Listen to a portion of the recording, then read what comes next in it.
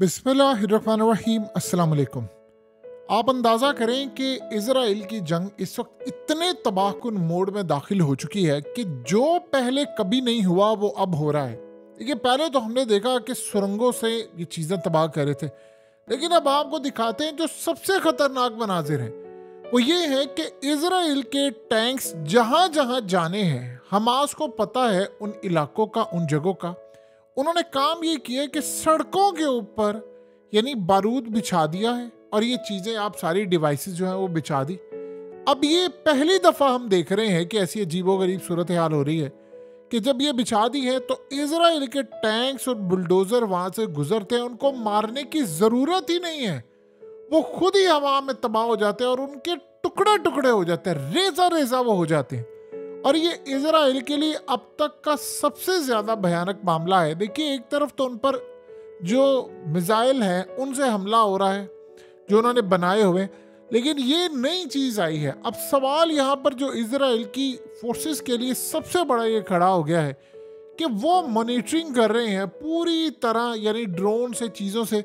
लेकिन नीचे सूरत हाल बड़ी अजीबोगरीब है कि उनके जो टैंक्स हैं वो पूरी तरह तबाह हो रहे हैं, उनके बुलडोजर तबाह हो रहे हैं। यानी अब ये सूरत हाल कैसे उनको पता चल रही है कि देखिए, एक तो आप जंग में उतरते हैं, ये सूरत हाल होती है। उनको कैसे पता है कि यहाँ से इजराइल के टैंक्स ने गुजरना है और इन इलाकों से वो गुजरेंगे, इन गलियों से वो गुजरेंगे। उन्होंने पहले ही बिछा दिए वहाँ पर और सामने खड़े हो गए या उनसे मुकाबला करें, और वो टैंक्स गुजरते हैं और एक पूरी तरह तबाही होती है। और टैंक्स और ये वो, यानी उनको पता ही नहीं चल पा रहा जिस सड़क से वो गुजर रहे हैं। पहले तो होता ये था कि हमास के लोग आते थे, सुरंगों से निकलते थे, इनको मारते थे, गायब हो जाते थे। वो कहते थे कि भूत है। जिस तरह इलाद शहर जो है वो इस वक्त भूत बन चुका हुआ है, यानी भूतों का कब्रिस्तान बन चुका है, कि उन्होंने इस वक्त काम ये किया है कि वाउचर्स दे रहे हैं लोगों को। उनको कह रहे हैं कि आप यहाँ पर आएँ, आप होटल्स में स्टे करें, हम आपको कैशबैक देंगे और आपको पैसे देंगे, वाउचर्स देंगे, ऑलमोस्ट ट्रिप फ्री होगा, आप बस यहाँ पर है। इतना वो तबाहकुन मामला हो चुका है कि आप सोचे 12 लाख के करीब इजरायली मुल्क छोड़कर चले गए हैं। जो 6 अक्टूबर से पहले 6 लाख गए थे वो वापस नहीं आए।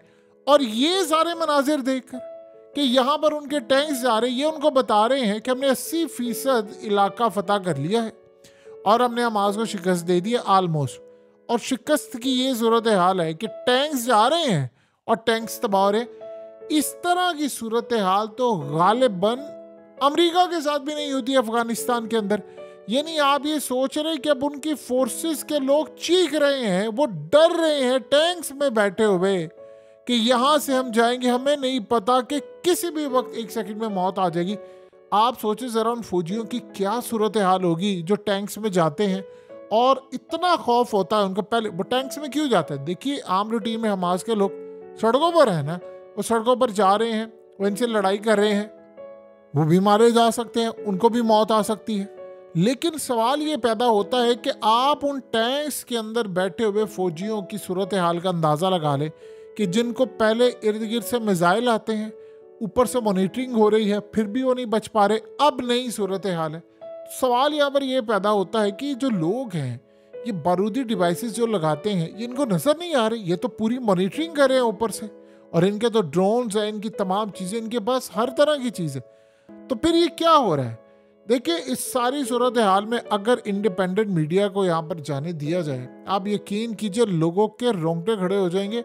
उनको ऐसी ऐसी कहानियाँ देखने को मिलेंगी कि कोई गैबी ताकत होती है जो आती है और इनको ये मामला करके दे रही है। वरना इस लेवल पर जाकर ये लड़ाई, ये इनकी समझ में नहीं आ रही, और बल्कि दुनिया की समझ में नहीं आ रही ये किस तरह की लड़ाई हो रही है। कि अब वो जा रहे हैं, वो जिन इलाकों में जाते हैं वहाँ पर जब वो बिछा रहे होते हैं चीज़ें, सब कुछ कर रहे हैं और दिखा भी रहे हैं, और ये ड्रोन से मॉनिटरिंग कर रहे हैं। इनके पास एक एक चीज़ है, इनके पास बेइंतहा डिवाइसेस हैं। ये तो दुनिया के अंदर जासूसी के लिहाज से, स्कैनिंग के लिहाज से टॉप लेवल पर समझे जाते थे कि दुनिया को ड्रोन और ये चीज़ें सप्लाई करते थे। तो सवाल यहाँ पर ये होता है कि अपनी दफ़ा क्या मामला है? इनकी यही वजह है कि इनकी जो इंडस्ट्री है वो ठप पड़ने वाली है। लोग नहीं इनके इक्विपमेंट्स ले रहे। जैसे मिसाल के तौर पर, अब ये गलती की इन्होंने कि जंग छेड़ दी, अब जंग के बाद इनकी इंडस्ट्री तबाह हो रही है। अब हुआ क्या है? अमेरिका ने काम ये किया कि यूक्रेन की जब लड़ाई हुई तो 300 अरब डॉलर के करीब रशियंस का अमेरिका के अंदर मौजूद है। जैसे अफगानिस्तान का 10 अरब डॉलर था, उन्होंने वापस नहीं किया, फ्रीज कर दिया। अब अमेरिका क्या करने जा रहा है? वो इतनी बड़ी गलती करने जा रहा है, इतनी बड़ी गलती जो इजराइल ने यहां पर की है। अमेरिका अब काम ये कर रहा है कि वो 300 अरब डॉलर वो यूक्रेन को देने का प्लान कर रहा है कि मेरी तरफ से ये इमदाद है, तुम लड़ाई करो और सब कुछ करो, बड़ी तबाहकुन लड़ाई करो। उसमें से कितना पैसा जेलेंस्की खा जाएगा, क्या होगा, वो आप सब जानते हैं। लेकिन इस सारे मामले पर पूरी दुनिया के अंदर कोहराम मच जाएगा। जिन जिन ममालिक ने अमेरिका के बैंकों में पैसा रखा हुआ है, वो सारे अपना पैसा विड्रॉ कर लेंगे कि क्या पता कि कल को लड़ाई हो। जब सऊदी अरब की लड़ाई, आप ये कह लें कि इस सेंस में है कि आज से, यानी जब इस सारे मामले पर बाइडन नहीं था, पहले कोई और हुकूमत थी, तो उनके साथ ताल्लुकात बड़े अच्छे थे। अब उनके बाइडन के साथ ताल्लुकात नहीं है तो मुंह भी नहीं लगाते उनको। इसी तरह लड़ाई होते कौन सी देर लगती है। आज आप मिस्र की सूरत हाल देख लें, वो एक दूसरे को गले लगा रहे होते थे, नेतन्याहू और सीसी, और आज हालत ये हो चुकी है कि एक दूसरे के करीब आने की बजाय वो जंग के करीब आ रहे हैं। यानी इतनी तबाहकुन वहां पर सूरत हाल हो चुकी है। और ये बात सबको पता है कि रिलेशंस आज खराब है। इस चक्कर में अमेरिका से सारे पैसा निकाल लेंगे। अगर ये गलती हो गई तो अमेरिका इतनी बुरी तरह ट्रैप में फंस जाएगा, इतनी बुरी तरह ट्रैप में फंस जाएगा कि जिसकी इंतहा नहीं। और उसके बाद दुनिया उस पर एतबार करना छोड़ देगी, लोग सारा पैसा निकाल लेंगे, तो कल को हमारा पैसा किसी को भी दे सकते हैं। तो लिहाजा इस सारे मामले पर ये इतनी तबाहकुन सूरत हाल पैदा हो गई है अमेरिका के लिए कि वो दुनिया भर के अंदर अपने आप को बर्बाद करने के लिए तैयार है। ये ट्रैप में आ रहे। इजराइल के साथ ये मामला हुआ, वो ट्रैप में आ गए। अब वो जो ट्रैप में आए हैं इजरायली, कि उनकी जो ड्रोन्स और ये तमाम मैन्युफैक्चरिंग है वो फेल हो गई है। वो दुनिया को देखिए, जंग होती है, जैसे तुर्की के ड्रोन से उन्होंने आज़रबाईजान की जो जंग थी उसमें मनवाया दुनिया को। इनके पास मामला बड़ा लगे, ये दुनिया को बता रहे थे कि हमारा आयरन डोम बड़ा अच्छा, आप हमसे खरीदे। जंग हुई तो आयरन डोम फेल हो गए। अब आप सोचिए जरा, इस वक्त हमास की स्ट्रेटजी ये है कि उन्होंने मिसाइल मारने बंद कर दिए और आयरन डोम को उन्होंने थका दिया है। और ना हिजबुल्लाह की जानिब से, जिनके पास 2.5 लाख के करीब मिसाइल हैं, क्योंकि सारा फोकस उनका उस वक्त है ग्राउंड ऑपरेशन पर। अब ग्राउंड ऑपरेशन में ऐसी सूरत हाल हो रही है कि सब कुछ रिकॉर्ड नहीं किया जा सकता, लेकिन चीजें सामने ये आ रही हैं कि जहां पर इजराइल के लोग आ रहे हैं और वो चीख रहे हैं, चीखे मार रहे हैं। आप उस फौजी की सूरत हाल का अंदाजा लगा सकते हैं कि वो मौत को इस वक्त दावत दे रहा है, कि वो गुजर रहा है, उसको पता ही नहीं है कि सूरत हाल कितनी खराब है और वो तबाह हो रहा है। अब ये मनाजिर जब इजराइल के अंदर आ रहे हैं तो उनकी अवाम शदीद गुस्से में है और वो नेतन्याहू से कह रही है कि तुम फारिग हो जाओ, और वो वैसे ही ऑलरेडी उसे इस्तीफे का मुतालबा कर रहे हैं। लेकिन इस तरह की सूरत हाल, वो तो आप उसका अंदाजा भी नहीं लगा सकते। और मज़े की बात ये है कि ये जो इजराइल ने टैंक्स और ये तमाम चीज़ें, इसमें बहुत सारे टैंक्स और बुलडोज़र तो वो हैं जो अमेरिका ने इनको दिए हुए हैं, और ये इनके पास असल में ख़त्म होते जा रहे हैं। अब इनके पास लड़ने के लिए इतनी ज़्यादा जो इक्विपमेंट की लिस्ट थी वो सारी आलमोस्ट ख़त्म हो रही है। तो बताएं इन्होंने क्या लड़ाई करनी है, कैसे उन्होंने लड़ना है, कैसे वो अगले लेवल पर जाएंगे, ये सबसे बड़ा अब सवालिया निशान बना है। और फौजी उनके मैदान जंग से भाग रहे हैं। असल में ये जो मैदान जंग से, देखिए लड़ाई जब हो रही होती है तो दुश्मन जब वीडियोस रिलीज कर रहा होता है, इजराइल का दुश्मन है हमास, वो वीडियोस जब रिलीज कर रहे होते हैं तो पूरी दुनिया उनको देखती है। आप सोचें इजराइल के अंदर उन्होंने कहा है कि आपने वीडियोस नहीं देखनी, लेकिन जो इंटरनेट पर जारी होती है तो सब कुछ है, वो इतनी बुरी तरह उसको मारे। और इजराइल की जो अक्सरियत है वो असल में हमास के चैनल्स को जाकर देखती है, उनकी अपडेट्स लेती है कि क्या हो रहा है। जो ज़राए उनको मिलते हैं वो सोशल मीडिया देखते हैं, यूट्यूब जाते हैं, ट्विटर जाते हैं, फेसबुक, हर जगह जो इन्फॉर्मेशन उनको मिलती है उसके मुताबिक वो देखते हैं। और करते करते सूरत हाल अब इस लेवल पर पहुंच चुकी है जहां पर सिवाय इजराइल की तबाही के और कोई सूरत हाल नहीं। अब आप सोचिए ज़रा, ऑपरेशन इनका बढ़ता जा रहा है, बढ़ता जा रहा है, और इनके लोग मारे जा रहे हैं। 12 लाख के करीब लोग जो इजराइली छोड़कर चले गए हैं, उनमें से बहुत सारे थे जो छुट्टियों पर गए थे, वो वापस ही नहीं आए, और बहुत सारे अब चले गए हैं। और ये तादाद इतनी तेज़ी से बढ़ी है। और असल कहानी ये है कि वो कहते हैं कि हम अगर यहाँ पर रहे तो ये हमें कह देंगे कि जंग के अंदर आओ और आकर हमास के साथ लड़ाई करो। यानी आप अंदाज़ा करें कि इसराइल इस वक्त कर क्या रहा है कि उनके कमांडोज तो मारे गए हैं बड़ी तादाद में, लेकिन वो जो आम लोग हैं, लेट से कोई सॉफ्टवेयर इंजीनियर है, कोई मैकेनिकल इंजीनियर है, कोई डॉक्टर है या कोई कुछ है, वो उनको जंगों में लेकर आ रहे हैं। और आईटी के जो एक्सपर्ट्स हैं उनको कह रहे हैं कि चूंकि तुमने फौजी ट्रेनिंग ली है, इनके कई एक्टर्स मारे गए हैं, सिंगर्स मारे गए हैं, अब बताइए एक शख्स जो है उसे 2-2.5 साल की ट्रेनिंग ली है या 3 साल की इन्होंने ट्रेनिंग देते हैं मर्द को और खवातीन को 2 साल, वो 3 साल की ट्रेनिंग छोड़े, वो जो गुलानी ब्रिगेड है या इनके टॉप कमांडोज हैं वो इनके कैदी रिहा नहीं करवा पाए, हमास से वो लड़ाई कर नहीं पाए, वो जीत नहीं पाए। और जो आप आम लोग लेकर जा रहे हो कि फलाने तू भी आजा, तू भी आजा, तू भी आजा, अजीब बात यह है कि जो स्पोर्ट्स के खिलाड़ी हैं उनको भी वो भेज रहे हैं, क्योंकि बड़ी तादाद में लोगों ने इनकार कर दिया है कि हम नहीं आ सकते। और वो असल में उन्होंने काम ये किया है कि कुछ लोग मुल्क छोड़कर जा रहे हैं, कुछ लोग कह रहे हैं कि जी हम नहीं जा सकते, हम बीमार हैं, हम लड़ाई नहीं कर सकते। और ये जो फ्रंट लाइन यानी पोजीशन पर जो फोर्सेस हैं उनका आपने हाल देख लिया है कि वो तो जिंदा ही नहीं बच पा रहे। मोराल इतना गिरा हुआ है, इतना गिरा हुआ है। और ये जो याद रखिएगा, इंफॉर्मेशन वॉरफेयर के अंदर हमास ने इस दफ़ा जो स्ट्रेटजी अपनाई है वो सबसे ज़्यादा पढ़ाई जा रही है रशिया की फोर्सेस की एकेडमी में। यानी ये कभी ज़िंदगी में नहीं हुआ कि रूस असल में स्ट्रेटजी को अपना रहा है और वो कह रहा है कि इन्होंने इस तरह हमला किया, ये किस तरह कर रहे हैं, कैसी सूरत हाल है।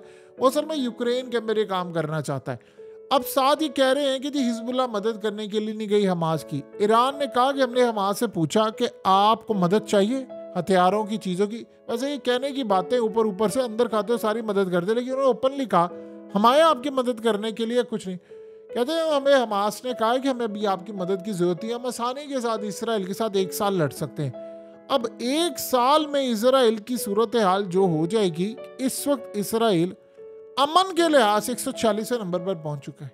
आप सोचे जरा अमन के लिहाज से कि यानी वो इतने बदतरीन ममालिक में शुमार हो चुका हुआ है इसराइल कि वहां पर अमन ही नहीं है। जाहिर सी बात है, मिसाइल आ रहे हैं, चीज़ें आ रही हैं। आप सिर्फ 2-3 महीने इस जंग को मजीद छेड़ लें, इसराइल के साथ इतनी तबाहकुन सूरत हाल पैदा हो जाएगी कि यानी 124-25 दिन के बाद इसराइल की ये सूरत हाल है कि वो नई से नई स्ट्रेटजीज अपना रहे हैं।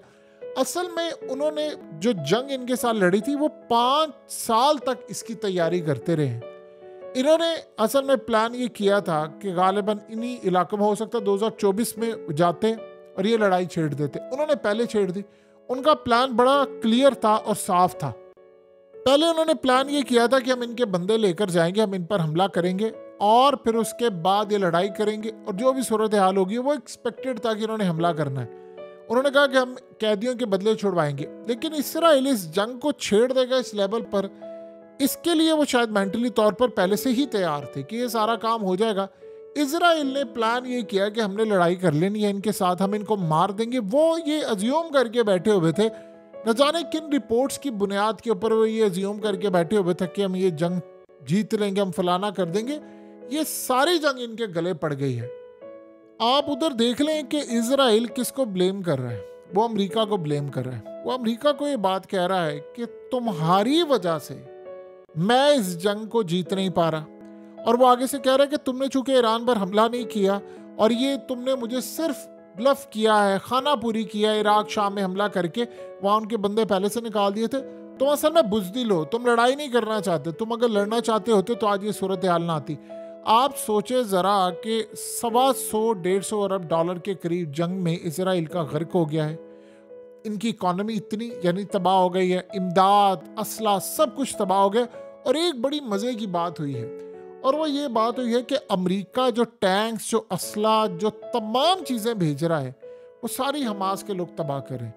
और ये बात चाइना के लिए बड़ी अहम है कि वो लोकल सतह पर बने हुए जो मिसाइल हैं, जो सुरंगों में बनाए जा रहे हैं, उनकी मदद से वो असला जो है वो इस्तेमाल करके इनको तबाह करें। और सबसे बढ़कर दुनिया का अजीबोगरीब सुरंगों का नेटवर्क, इतना ख़तरनाक जो आज से पहले इंसानियत ने कभी देखा ही नहीं है, वो यहाँ पर पूरे का पूरा मुल्क बसाकर बैठे हैं। कहाँ से जाते हैं, क्या करते हैं, ये बात आज तक ना इजराइल को समझ आ सकी है, ना अमेरिका को, ना रशिया को, ना चाइना को। बहरहाल उन्होंने दुनिया का सबसे ख़तरनाक तरीन नेटवर्क बनाया है। और अब चाइना की जो इंटेलिजेंस एजेंसियां हैं वो काम ये कर रही हैं कि इसके ऊपर पूरे पेपर्स तैयार कर रहे हैं। वो इसकी रिपोर्ट शायद पूरी तो नहीं करेंगे, लेकिन वो अपनी मिलिट्री के लिए कि हमें इस तरह की चीज़ें बनानी चाहिए। पूरी दुनिया के अंदर अब ये शुरू हो गया है कि सुरंगों में अगर आप होंगे तो आपके सामने दुनिया की बड़ी से बड़ी फोर्सेस भी आ जाए तो आप उनको हरा सकते हैं। लेकिन सवाल ये पैदा होता है कि जो इंजीनियर्स इस वक्त हमास के पास आए या दुनिया का उन्होंने बेहतरीन निज़ाम बनाया, वो अभी तक फ़िलहाल किसी से शेयर नहीं करे, तो पता कैसे चलेगा? अभी तो फ़िलहाल ये टैंक्स उनके तबाह हो रहे हैं, यही नज़ारे लोग देख रहे हैं।